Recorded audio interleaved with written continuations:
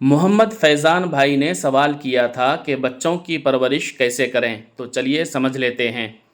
بچوں کی پرورش محبت، صبر اور اچھی تربیت کا حسین امتزاج ہے۔ والدین کو چاہیے کہ بچوں کو وقت دیں، ان کی بات سنیں اور ان کی چھوٹی کامیابیوں پر حوصلہ افزائی کریں۔ دین اور اخلاقیات کی تعلیم بچپن سے ہی دل میں بٹھائیں تاکہ وہ نیک کردار بن سکیں۔ سختی کے بجائے نرمی اور رہنمائی سے سکھائیں اور غلطی پر سمجھا کر درست کریں۔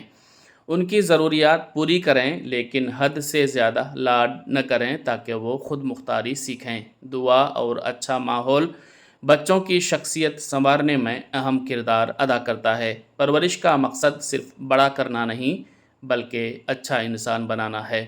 اگر آپ کے بھی من میں کوئی سوال ہو تو آپ ہم سے پوچھ سکتے ہیں، کل اسی طرح آپ کے نام کے ساتھ جواب دے دیا جائے گا انشاءاللہ تعالی۔